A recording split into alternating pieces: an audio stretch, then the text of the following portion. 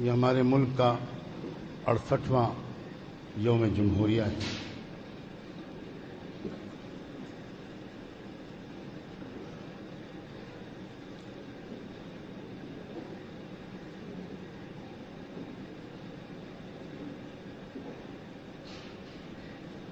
ہماری اور ہمارے ساتھیوں کی یہ کوشش ہوتی ہے کہ ہمارے ملک کی تاریخ کے جو دو بہت اہم دن ہیں، ایک یوم آزادی 15 اگست اور ایک یوم جمہوریہ 26 جنوری،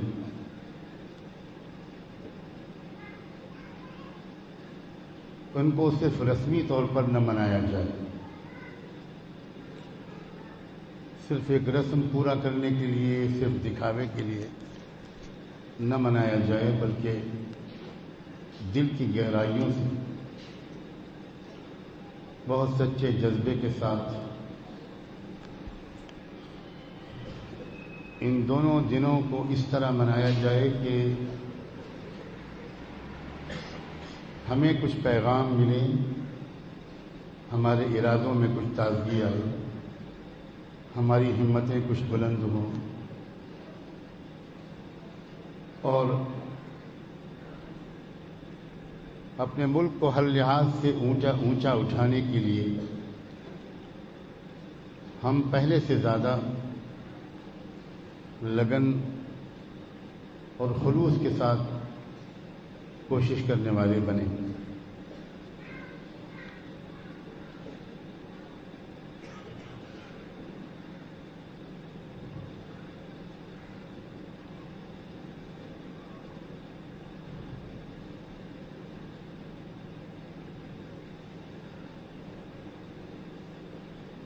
اس میں کوئی شک نہیں کہ ہمارے ملک کا جو سنویدھان بنا، جو دستور بنا، وہ بہت محنت کے بعد، بہت سوچ بچار اور بحث مباحثے اور ڈیبیٹس کے بعد بنا۔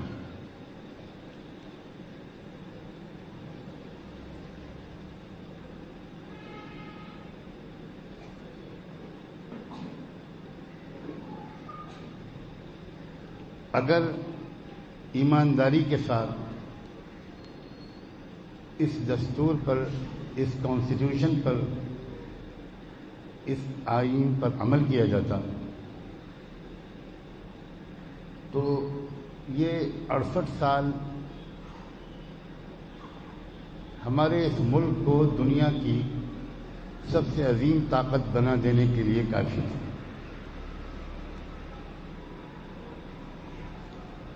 جو ریسورسز، جو وسائل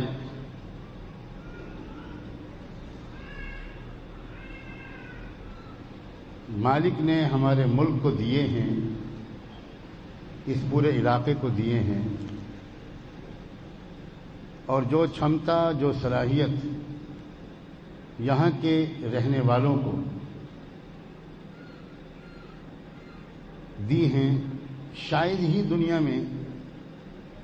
کسی اور علاقے کو وہ ریسورسز ملے ہوں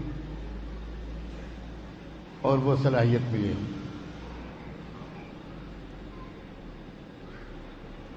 مجھے دنیا میں بہت سے ملکوں میں جانے کا اتفاق ہوا، بہت سی قوموں کو قریب سے دیکھنے کا موقع ملا۔ میں ان سب کی الگ الگ خوبیوں کے اعتراف کے ساتھ یہ احساس رکھتا ہوں کہ کچھ قوموں کے پاس تو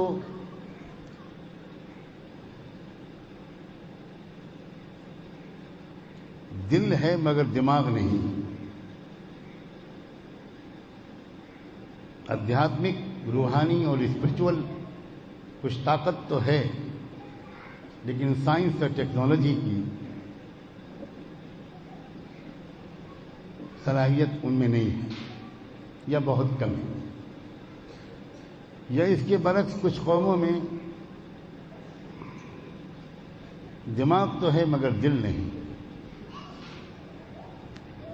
یعنی سائنس اور ٹیکنالوجی کی تو صلاحیت ہے لیکن اخلاقی اور روحانی صلاحیت نہیں. لیکن ہمارا یہ دیش اس اعتبار سے بھی بہت خوش قسمت ہے کہ یہاں کے رہنے والوں کو روحانی اور مادی، دل اور دماغ دونوں بہت ہی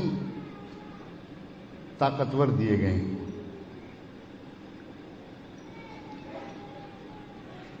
اور ریسورسز کے لحاظ سے بھی جتنا مین پاور ہمارے پاس ہے، جتنی سورج کی انرجی ہمارے پاس ہے، جتنی سونا اگلتی ہوئی زمین ہمارے پاس ہے،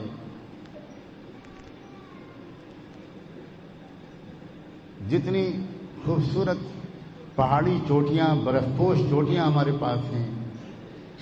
جتنے سمندر اور ندیاں ہمارے پاس ہیں، اور اس طرح کی اور بہت سے ریسورسز، وہ سب اکٹھا شاید ہی کسی اور دیش کے پاس.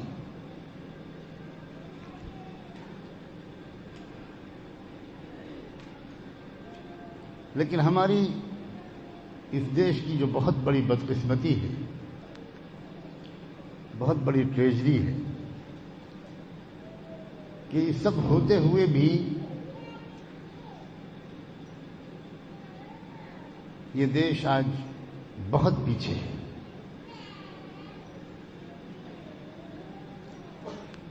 اب تو ہمارے دیش میں دو دیش بن چکے ہیں، ایک کا نام ہے انڈیا، ایک کا نام ہے بھارت. انڈیا بہت ترقی پر ہے اور بھارت ہر دن پیچھے جا رہا ہے.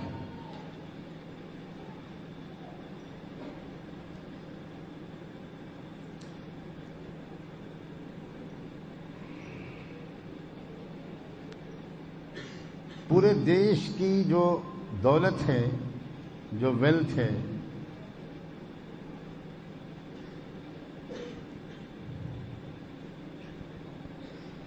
اس کا 99% حصہ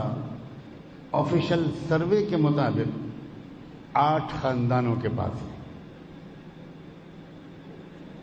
اور 1% دولت پورے دیش کے 125 کروڑ انسانوں کے پاس ہے. اب اس سے اندازہ کریں کہ ہمارا دیش کہاں کھڑا ہے.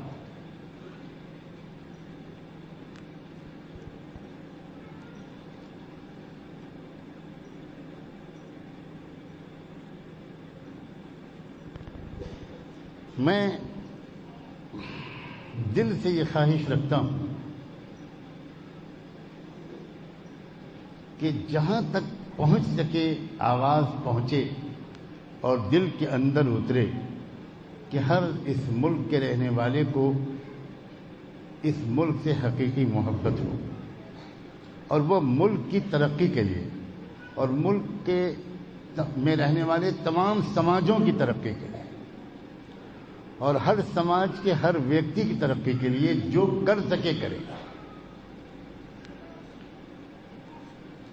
صرف اپنے لیے سوچنا یہ تو جانوروں کو شاید شوبھا دیتا ہے.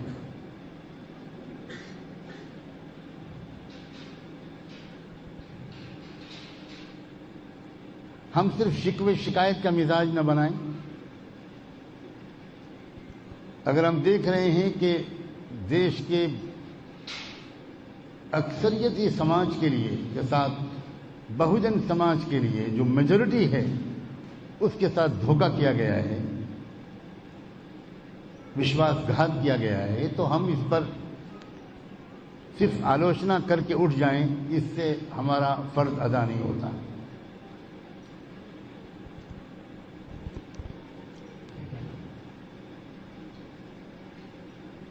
میں اس موقع پر اپنے اس مدرسے کے بچوں سے خاص طور پر یہ بات کہتا ہوں اور بڑی امید کے ساتھ کہتا ہوں کہ تم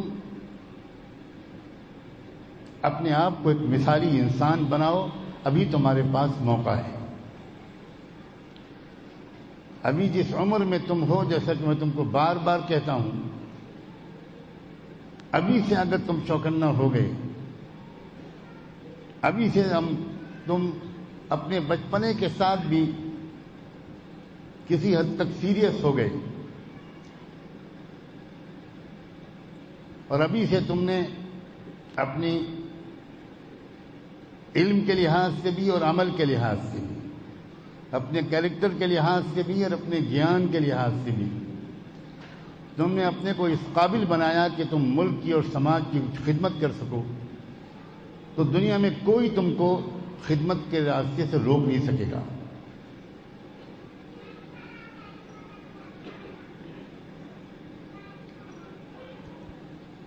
اس موقع پر یہاں میں 2-4 جملے اپنی بچیوں سے، اپنی بہنوں سے بھی کہنا چاہتا ہوں. شاید اسی لیے مدرسے کے منتظمین نے ان کو اس پروگرام میں شریک کیا ہے، کیونکہ بغیر اس بات کے کہ ان کے اندر بھی سیوا کی بھاونائیں جاگیں، خدمت کے جذبات جاگیں، اس وقت تک کوئی بھی ادارہ ٹھیک سے ترقی نہیں کر سکتا.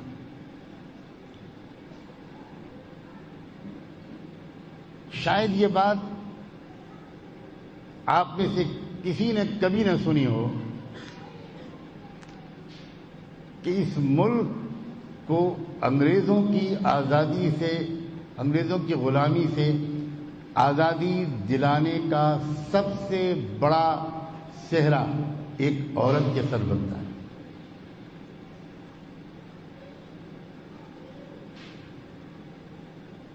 بولی اماں محمد علی کی جان بیٹا خلافت پہ دے دو.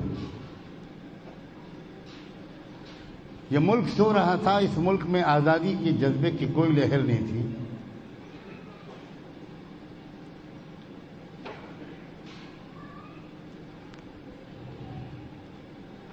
اس ملک کے اندر جو بیداری کا سور پھونکا گیا، جو پہلی جاگرکتا پیدا کی گئی، اویئرنیس پھیلائی گئی، قوم کو کچھ بڑے کام کے لیے جذبے دیے گئے، وہ تحریک خلافت کے ذریعے دیے گئے. اس وقت تحریک خلافت کی تفصیلات بتانے کا وقت نہیں ہے.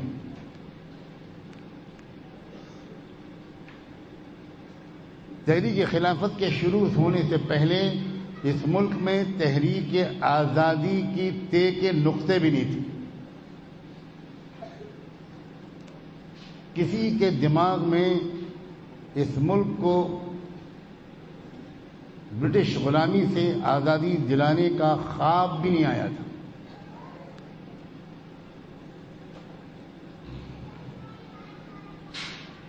اس وقت یہاں کچھ لوگ اٹھے جن میں سر فہرست جس شخص کا نام تھا اس کا نام تھا محمد علی جوہر، اور وہ پورے ملک میں گھوم گھوم کر خاص طور پر مسلمانوں کو خلافت کی بحالی اور خلافت کی واپسی کے لیے اٹھ کھڑے ہونے کی آواز لگا رہا تھا. محمد علی جوہر کے اندر یہ جذبہ جس ہستی نے پیدا کیا تھا وہ ان کی ماں سے. ایک عورت کیا کچھ کر سکتی ہے؟ ایک عورت اگر اس کے جذبات پاکیزہ اور بلند ہو جائیں، اس کے حوصلے بلند ہو جائیں، تو پھر یہ عورت یا ایسی چند عورتیں پورے سماج میں کس قدر بیداری لا سکتی ہیں، اس کو جب تک کوئی شخص انقلابات کی تاریخ اور ان میں عورتوں کے کردار کو ٹھیک سے نہیں پڑھے گا، اس بات کو ٹھیک سے سمجھ نہیں سکتا۔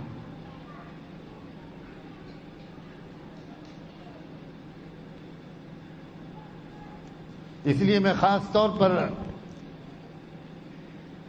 جہاں بھی جاتا ہوں وہاں اپنی بہنوں اور بچیوں سے اس بات کے کہنے کی کوشش کرتا ہوں کہ تم بھی سماج کی ترقی، معاشرے کی اصلاح اور اپنے ملک اور ملت کی مضبوطی کے لیے تم بھی اپنی ذمہ داریوں کو سمجھو۔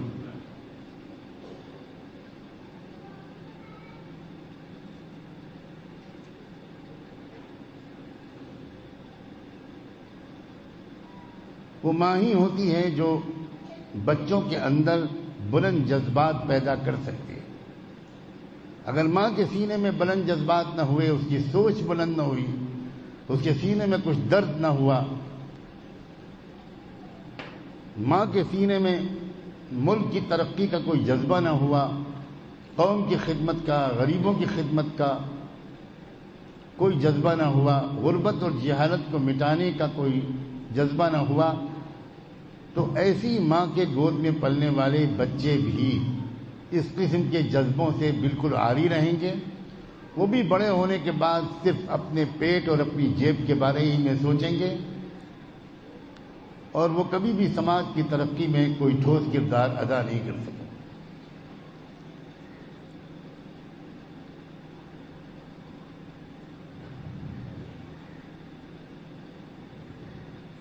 ایک بات اور اس موقع پر کہہ دوں تو بہتر ہے۔ کیا وجہ ہے کہ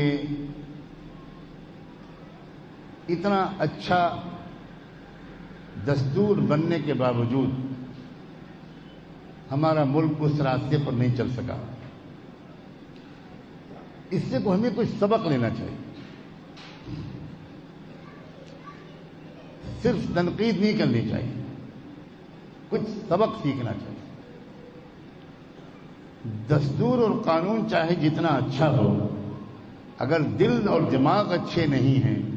اگر مائنڈ سیٹ اچھا نہیں ہے، تو پھر کاغذ پر لکھا ہوا قانون وہ کسی سماج کو بدل نہیں سکتا۔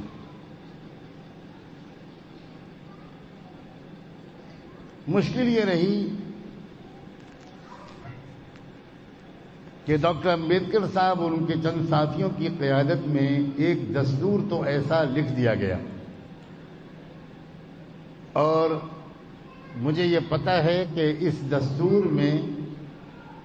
جو اچھی اچھی دفعات ہیں، آرٹیکلز ہیں، جن کی وجہ سے اس دستور کو خصوصیتیں حاصل ہوئیں، ایسی کئی قانونوں کو منوانے میں ڈاکٹر امبیڈکر اور ان کے ساتھیوں کے پسینے آ گئے، کیونکہ چھوٹی بدھی کے لوگ کسی بھی طرح مان نہیں رہے تھے اور بہت لمبی چوڑی بحثیں کرتے تھے۔ میں نے اپنی خوش نصیبی سے، جس زمانے میں میری کمر میں ریڑھ کی ہڈی میں فریکچر ہوا 2001 میں، اور میں کئی مہینے دہلی میں زیر علاج رہا، بالکل بستر پر رہتا تھا، ہل بھی نہیں سکتا تھا، اٹھ بیٹھ بھی نہیں سکتا تھا، تو میں نے اپنے وقت کو اس وقت اس طرح استعمال کیا کہ پارلیمنٹ ہاؤس کی لائبریری سے کانسٹیٹیوئنٹ اسمبلی کی ڈیبیٹس کا ریکارڈ منگوایا۔ بہت دن سے میری تمنا تھی کہ مجھے موقع ملے تو میں ان ڈیبیٹس کو پڑھوں۔ دستور جب بن رہا تھا تو اس وقت جو بحثیں ہوتی تھیں، ایک ایک جملہ اس کا ریکارڈ میں ہے اور چھپا ہوا ہے۔ اس کو پڑھنے سے اندازہ ہوا کہ آسانی کے ساتھ یہ دستور اس طرح کا نہیں بنا، اس میں بہت مشکلات پیش آئیں، لیکن بالآخر مجموعی طور پر بائی اینڈ لارج دستور ویسا بن گیا جیسا ایک ڈیموکریٹک سیکولر سوشلسٹ ملک کا بننا چاہیے۔ لیکن پہلے ہی دن سے لوگوں کی نیتیں چونکہ خراب تھیں تو اس دستور کی اسپرٹ پر عمل نہیں ہوا، اور شروع ہی سے دوسری اپوزٹ ڈائریکشن میں اس دیش کو لے جانے کا کام شروع ہو گیا۔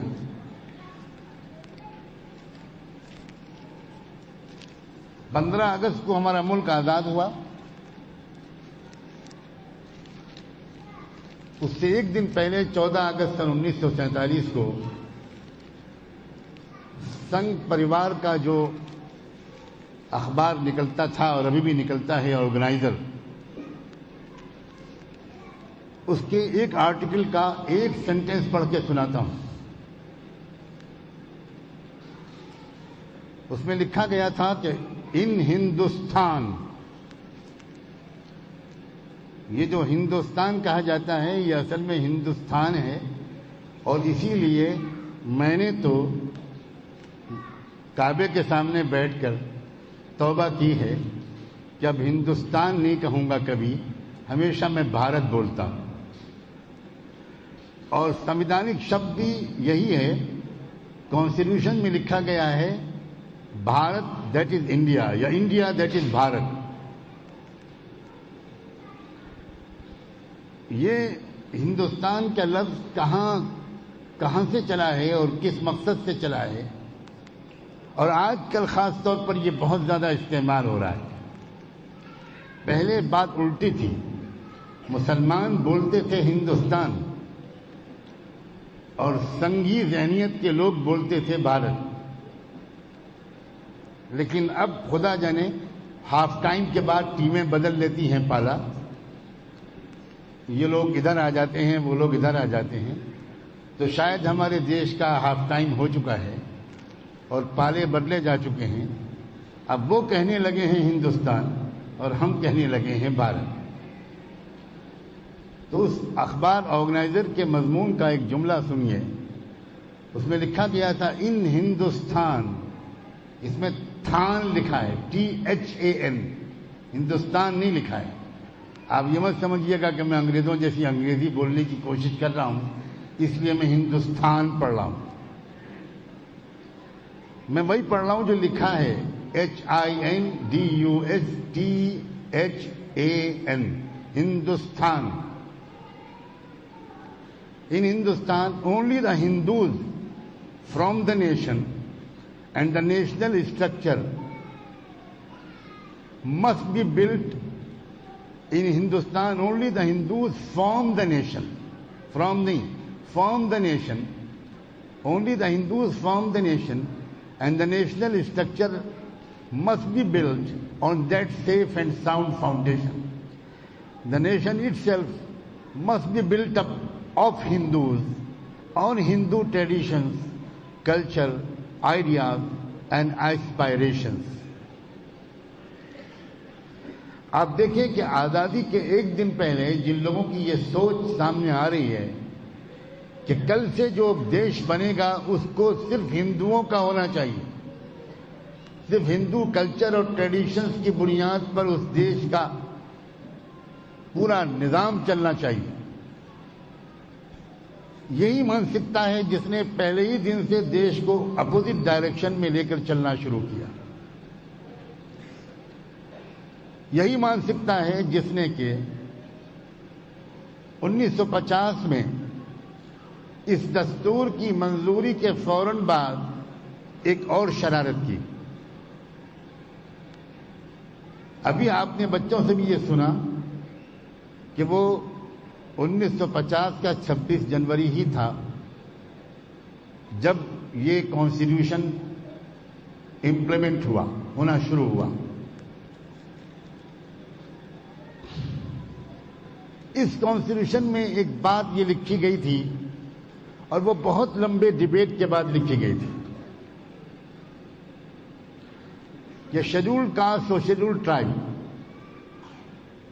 جن کو عام زبان میں یہاں دلت کہا جاتا ہے، حالانکہ میں اس دلت شبد کے استعمال سے بھی پرہیز کرتا ہوں، کیونکہ دلت کانسٹیٹیوشنل لینگویج نہیں ہے، کانسٹیٹیوشن میں یہاں کے اچھوت طبقے کو، جو ہزاروں سال سے دبا کچلا طبقہ ہے، جس کو اس کے بنیادی ادھیکاروں سے بھی ونچت رکھا گیا، جانوروں سے بھی زیادہ اس کو نیچا درجہ دیا گیا،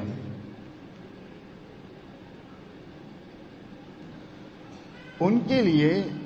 ایک چیز رکھی گئی آرٹیکل 341 میں کہ ان کو ریزرویشن ملے گا، ایجوکیشن میں ملے گا، لیجسلیشن میں ملے گا، سروسز میں ملے گا، تاکہ وہ اس پستی سے اوپر اٹھیں۔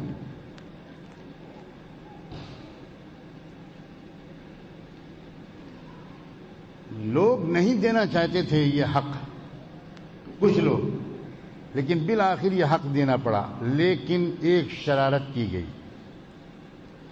اور وہ یہ کی گئی کہ شیڈول کاسٹ اور شیڈول ٹرائب میں کون لوگ آتے ہیں،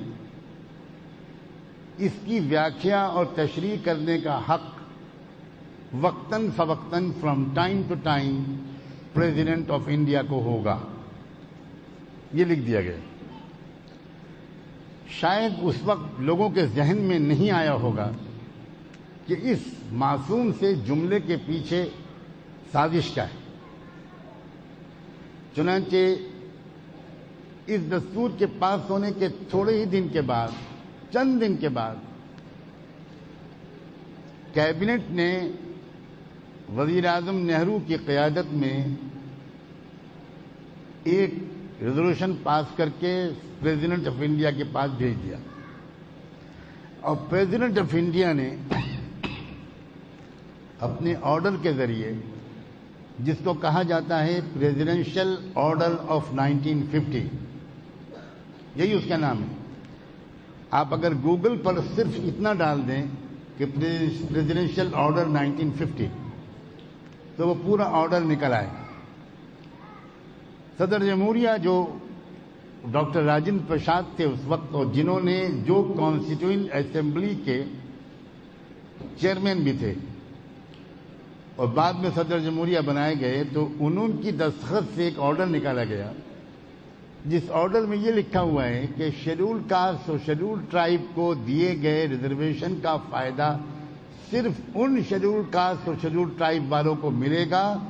جو ہندو ہوں گے۔ اب آپ دیکھیے کہ آرگنائزر کا جو میں نے جملہ پڑھا تھا، وہی اسپرٹ اور وہی میسج اس پریزیڈنشل آرڈر 1950 کا بھی ہے کہ نہیں؟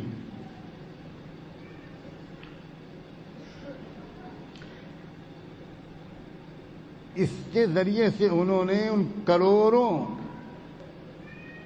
شیڈول کاسٹ اور شیڈول ٹرائب کے لوگوں کو ان کے بنیادی حق ریزرویشن سے محروم کر دیا، جو اس برہمنی ظلم و استبداد سے تنگ آ کر یا کسی اور وجہ سے انہوں نے کوئی اور دھرم سویکار کیا تھا، جس کی پوری آزادی ہمارے دستور نے ہر ایک کو دی ہے، لیکن کس طرح اس آرڈر کے ذریعے سے وہ آزادی چھین لی گئی۔ ایک ہاتھ سے آزادی دی گئی، آرٹیکل 25, 26, 28 اینڈ 29 کے ذریعے وہ آزادی دی گئی، اور دوسری طرف آرٹیکل 341 کے انڈر میں پریزیڈنشل آرڈر کے ذریعے سے وہ آزادی چھین لی گئی۔ اب کوئی بھی انسان جو شیڈول کاسٹ شیڈول ٹرائب کا ہے، وہ اگر دل سے چاہتا ہے کہ کسی دوسرے مذہب کو قبول کرے، وہ نہیں قبول کر سکتا، اس ڈر کے مارے کہ مجھے آرکشن کے ذریعے سے جو سویدھائیں مل سکتی تھی میں ان سے محروم ہو جاؤں، یا اگر پہلے سے کچھ لوگ دھرم بدل چکے تھے تو ان کو اس بنیاد پر اس حق سے محروم کر دیا جائے گا کہ یہ حق تو صرف ان شیڈول کاسٹ اور شیڈول ٹرائب والوں کو ملے گا جو ہندو ہی ہوں گے۔ سیکولر دستور میں، سیکولر ملک میں اس بھید بھاؤ کا کیا جوڑ ہے؟ اس کے بعد اس میں پروٹیسٹ کرنا شروع کیا بدھسٹ لوگوں نے، اور بدھسٹوں نے یہ کہا کہ بھائی بابا صاحب امبیڈکر خود بدھسٹ ہو چکے تھے، اور لاکھوں لوگ ان کے ساتھ میں بدھزم قبول کر چکے تھے، تو اس پریزیڈنشل آرڈر کے ذریعے تو ہم بھی گئے، تو پھر ان کو راضی رکھنے کے لیے ایک دوسرے آرڈر اور امینڈمنٹ کے ذریعے سے بدھسٹوں کو اس میں شامل کر دیا گیا۔ اس کے بعد پھر سکھوں میں پروٹیسٹ ہوا، ماسٹر تارا سنگھ کی قیادت میں پنجاب میں زبردست پروٹیسٹ ہوئے، آگ لگا دی انہوں نے، بسوں میں ٹرینوں میں پھونک دیا، چکا جام کر دیا۔ اس وقت پھر ایک اور امینڈمنٹ کے ذریعے سکھوں کو بھی اس میں شامل کر دیا گیا۔ اس کا مطلب یہ ہوا کہ اگر کوئی شیڈول کاسٹ شیڈول ٹرائب کا آدمی اگر کرسچن ہے، اس کو ان ادھیکاروں سے ہاتھ دھونا پڑے گا، اور اگر مسلمان ہے تو اس کو بھی ان حقوق سے ہاتھ دھونا پڑے گا۔ اب جب کرسچن و مسلمان یہ ڈیمانڈ کرتے ہیں کہ بھئی ہم کو بھی آرکشن ملنا چاہیے، ہم بھی بہت بیکورڈ ہیں، اور اب تو سچر کمیٹی کی رپورٹ نے آفیشلی یہ بات پروو کر دی ہے کہ مسلمان اس دیش میں دلتوں، شیڈول کاسٹ شیڈول ٹرائب والوں سے بھی زیادہ بیکورڈ ہیں۔ تو بیکورڈ کمیونٹی ہونے کے لحاظ سے ہم کو یہ آرکشن ملنا چاہیے، تو فوراً کہا جاتا ہے کہ دستور کی روح سے دھرم کے آدھار پر ہم کوئی کسی کو آرکشن نہیں دے سکتے۔ آپ اندازہ کیجئے کہ جھوٹ، دھاندلی اور دھوکے کی یہ کیسی مثال ہے کہ ایک طرف ریزرویشن پالیسی خالص دھرم کے آدھار پر ہے، اور ایک طرف ریزرویشن پالیسی بیکورڈ کمیونٹی کو بھی نہیں دی جاتی اس بنیاد پر کہ مذہب کی بنیاد پر ہمارا دستور کسی کو ریزرویشن دینے کی اجازت نہیں دیتا۔ یہ ایک مثال ہے، ایسی 50 مثالیں ہیں جہاں دستور کی خلاف ورزی کی جا رہی ہے۔ میں صرف یہ امید کرتا ہوں انشاءاللہ کہ جو تربیت یہاں ہمارے ساتھی اساتذہ کرام بچوں کو دے رہے ہیں، بچے اس سے بھرپور فائدہ اٹھائیں گے۔ یہاں آپ کو تربیت، آپ کو زبانیں پڑھائی جا رہی ہیں، آپ کو مراٹھی، آپ کو عربی، آپ کو اردو، آپ کو انگریزی کی پڑھائی جا رہی ہے، آپ کو دینی علوم پڑھائے جا رہے ہیں، تفسیر، حدیث، فقہ، اصول فقہ، سیرت، تاریخ، ادب عربی، یہ پڑھایا جا رہا ہے، سائنس، میتھ، کمپیوٹر، انگلش، جغرافی، میتھمیٹکس، ہسٹری، یہ سب بھی پڑھایا جا رہا ہے۔ اپنی بہترین علمی صلاحیت کو بناؤ عزیز بچوں، اپنی نمازوں کو بہتر بناؤ، اللہ اور اس کے رسول سے اپنے تعلق کو بہتر بناؤ، بہترین مسلمان بنو، بہترین انسان بنو، اور بہترین بھارت کے شہری بنو، اور ہر پہلو سے اپنی شخصیت کو مکمل کرو۔ میں امید کرتا ہوں کہ انشاءاللہ یہ کوششیں رائیگاں نہیں جائیں گی۔ میں یہاں کے آنے والے پڑوسی حضرات سے، ہمارے مہمانوں سے، میں ان سے بھی، ان کی بھی اس محبت کا بہت شکریہ ادا کرتا ہوں، اور یہ امید کرتا ہوں کہ وہ یہ جو دیا یہاں پر ایک چھوٹا سا روشن ہوا ہے، اس کی روشنی کو مضبوط کرنے اور پھیلانے میں ہم کمزوروں کا ساتھ دیں گے۔ میں اکثر یہ کہا کرتا ہوں کہ کسی کی قدر کرنے کے لیے اس کی موت کا انتظار نہیں کرنا چاہیے،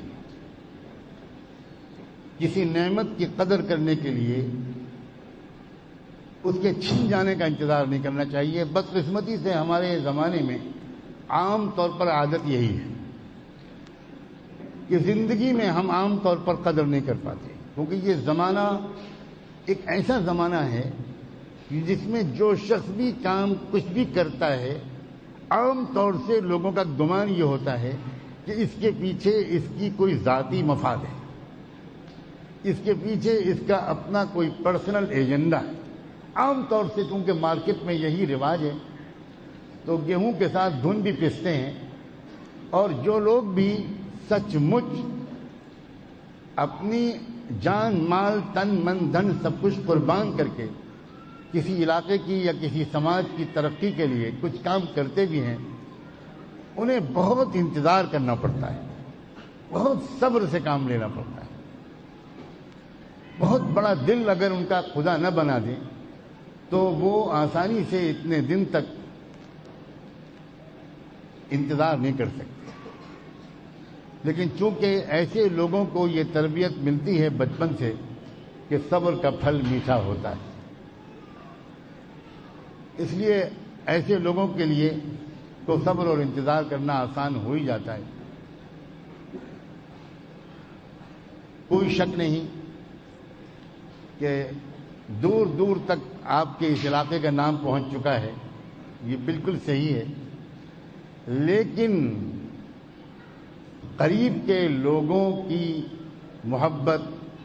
ان کی مدد و نصرت، ان کی سرپرستی، وہ اس کا بدل نہیں بن سکتی دور دور تک علاقے میں پھیلنے والی شہرت۔ چاہے جتنے علاقوں میں تک شہرت پہنچ جائے اور دور دور سے لوگ آنے لگیں، لیکن قریب کے لوگوں کا زیادہ رابطہ، زیادہ تعلق، زیادہ محبت، زیادہ بھروسہ، اس کا کوئی بدل نہیں ہے، اور اس کی ضرورت مجھ کو قدم قدم پر محسوس ہوتی ہے۔ مجھے امید ہے کہ ہم آج ایک نئے ارادے کے ساتھ یہاں سے اٹھیں گے اور یہ ایک تعارف بھی لے کر جائیں گے اس ادارے کا کہ واقعی اس ادارے کا یہاں جو مزاج بنایا جا رہا ہے، وہ مزاج اس یقین کے ساتھ بنایا جا رہا ہے کہ جب تک ایسی ہی پاکدامنی اور ایمانداری اور ملک اور سماج اور بلا کسی فرق کے انسانیت کی محبت اگر ہمارے دلوں میں نہیں ہوگی تو ہم اس ملک کی ٹھوس خدمت نہیں کر پائیں، اور ایک بھید بھاؤ والا جو مزاج ہے اسی میں ہم بھی مبتلا رہیں گے۔ مجھے امید ہے کہ یہ کوشش جو بھی یہاں ہو رہی ہے یہ رائے گاہ نہیں جائے گی، بیکار نہیں جائے گی، اور یہ ایک مثالی قسم کا ادارہ ثابت ہوگا جو ایک بہت بڑے خلا کو پر کرے گا، جو بہت بڑی سماجی، ملکی، قومی اور ملی ضرورت کو پورا کرے گا۔ اسی امید پر اور انہی دعاؤں پر میں اپنی گفتگو کو مکمل کرتا ہوں۔ اللہ تبارک و تعالی ہمیں پرخلوص ارادے بھی عطا فرمائے اور ارادوں پر عمل کی توفیق بھی عطا فرمائے۔ جزاکم اللہ تعالی۔ سبحان اللہ و بحمدہ، سبحانک اللہم و بحمدک، نشہد ان لا الہ الا انت، نستغفرک و نتوب الیک۔